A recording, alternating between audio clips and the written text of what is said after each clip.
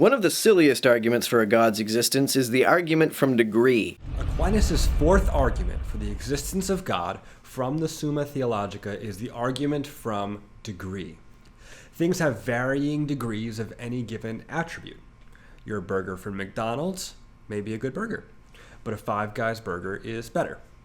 Likewise, your tap water may be warm, but boiling water is warmer. All of these degrees of good and better beg for a best. That is, there must be a superlative entity toward which all things reach.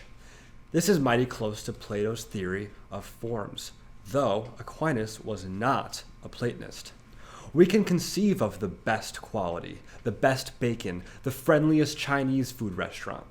All these examples we come up with, though, fall short. Aquinas argues, as you may have guessed, that the best is only found in God himself.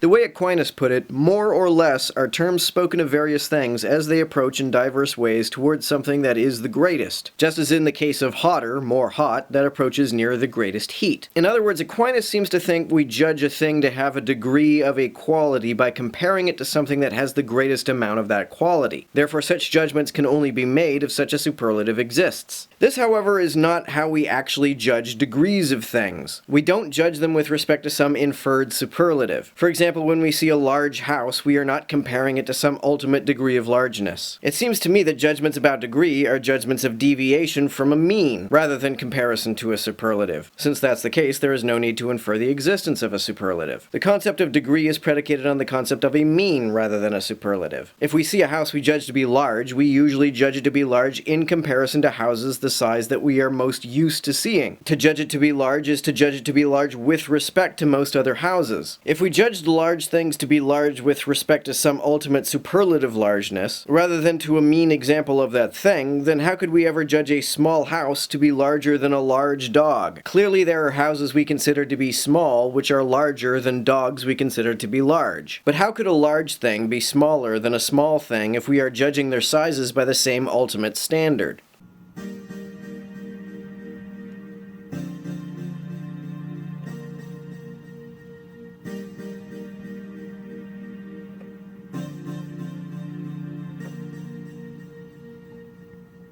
To everyone who helps me out on Patreon, you're a big help. Thanks so much.